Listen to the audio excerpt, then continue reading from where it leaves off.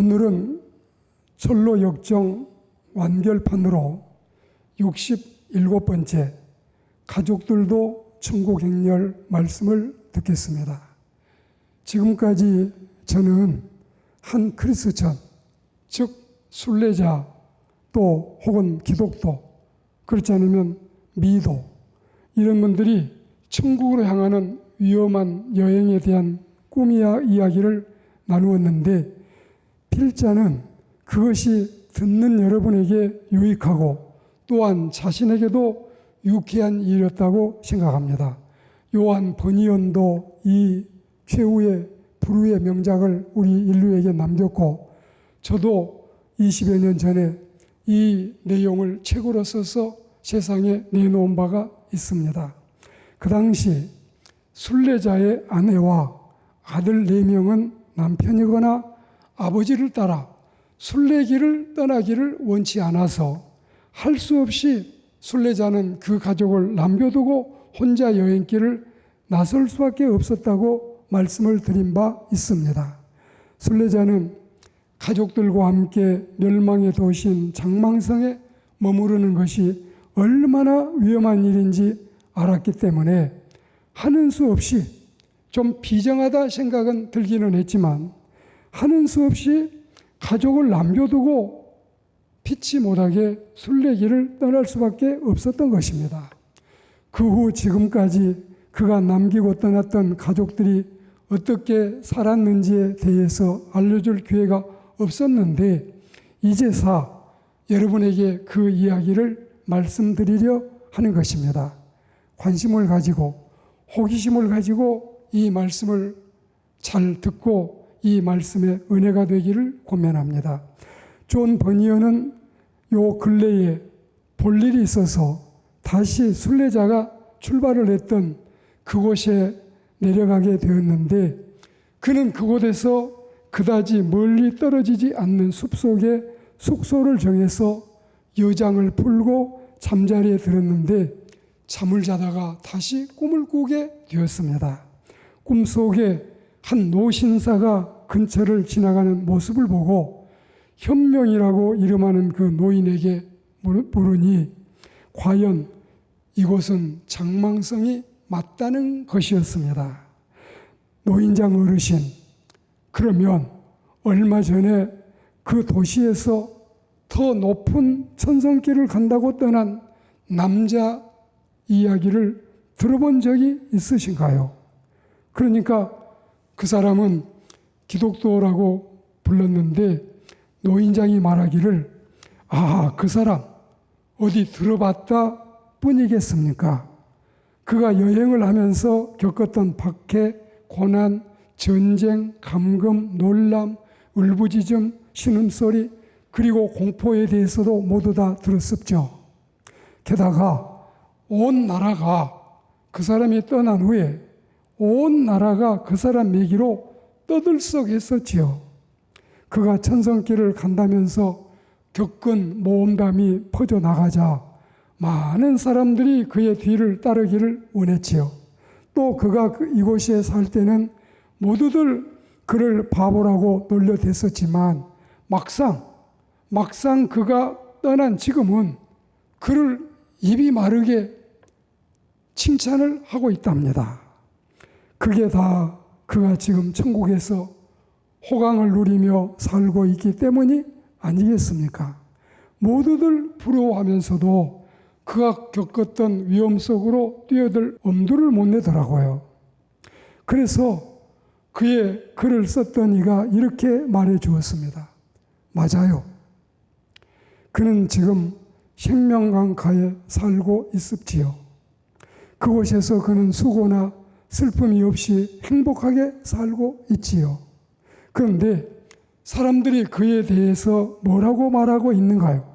좀 얘기해 주실 수 있습니까? 그러니까 노신사가 이렇게 말했습니다. 그렇지요.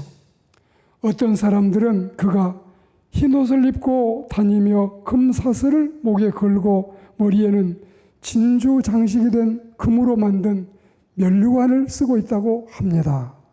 그 외에도 둘 사이에 여러 대화가 이어져 나갔는데 글쓴이가 말하기를 그거 참 잘된 일이군요. 그의 소문이 전국에 퍼져나가서 좋은 영향을 미치게 된 것도 너무나 잘 되었네요. 그런데 어르신, 혹시 그 순례자의 아내와 그 순례자의 자녀들이 어떻게 살고 있는지 거기에 대한 소식은 못 들어보셨습니까? 그들이 어떻게 지내는지 참 궁금하네요. 그러자 누구 말입니까? 그 아내와 자식들 말인가요? 가족들이 비록 처음에는 가장의 눈물 어린 호소에 꿈쩍도 하지 않았지만 다시 한번 생각해 보더니 기적 같은 일이 생겨나서 가족들 모두가 다 가장을 따라 갔습죠. 그들도 결국 짐을 싸서 여기에서 떠나간 것입니다. 그래서 다시 말하기를 그의 아내와 그의 자녀들이 전부 떠났다니 정말 잘된 일이네요. 그렇다면 어르신이 하신 말씀을 믿고 사람들에게 전해도 되겠네요? 하니까 걱정 말고 전하십시오. 걱정 말고 말하십시오.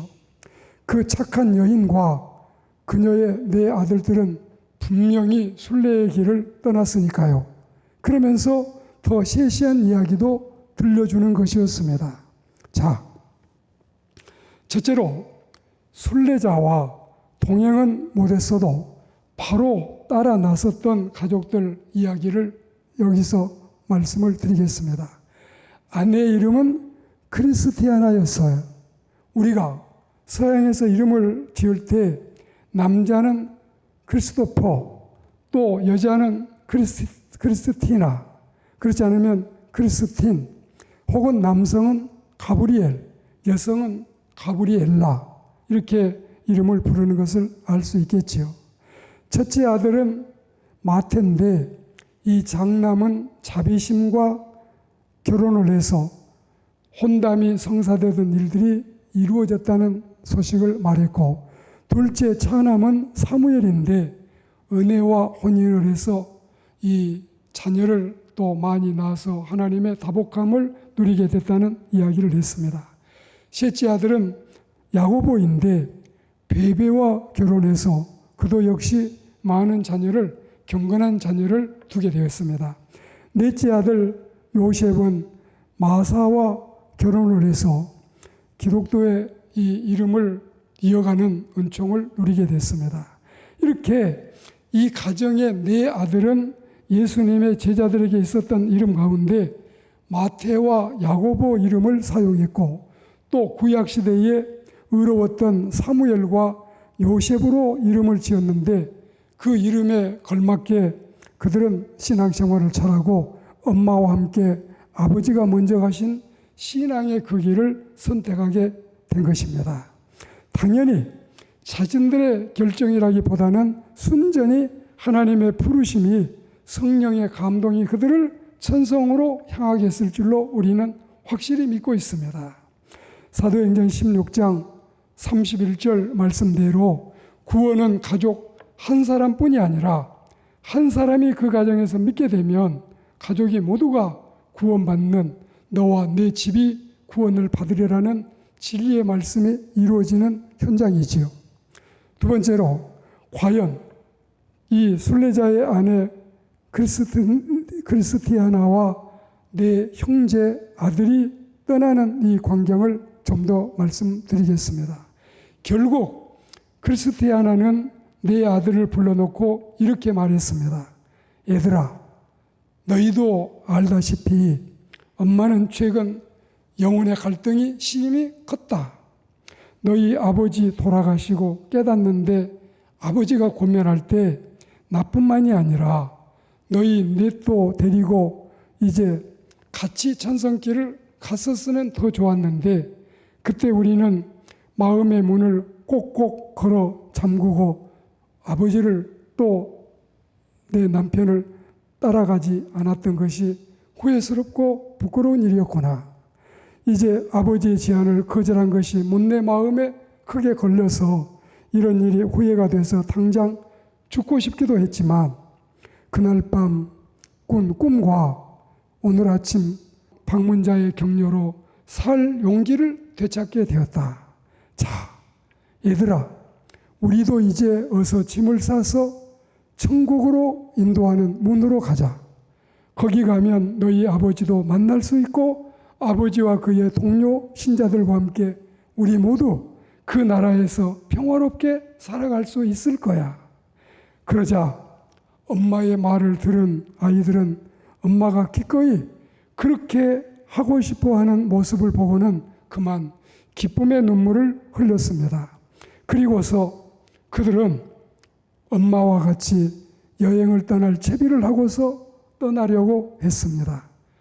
그렇지만 그들이 막 떠나려고 하던 참에 크리스티아나의 이혼 여인 두 사람이 찾아와서 문을 두드렸습니다. 하나님의 이름으로 오시는 분이라면 들어오세요.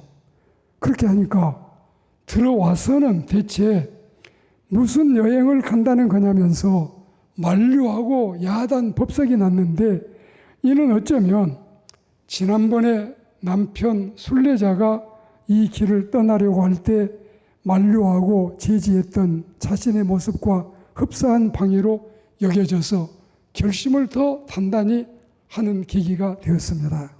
결국 이 어머니와 내 아들 가족 5인은 아버지 혹은 남편이 갔던 순례자의 모든 코스, 곧 좁은 미궁이나 허영도시나 낙산이나 사하강 등의 과정을 다 거친 후에 남편과 또한 아버지가 입성한 천성에서 주님과 함께 영원한 생명에 들어갔다는 사실입니다. 할렐루야 아멘. 할렐루야 아멘. 여기까지 67번째 하늘 가는 밝은 길 철로 역정 순례 여정을 모두 마치도록 하겠습니다. 우리도 모두가 천성에 이르는 순례자가 되기를 주의 이름으로 축복합니다.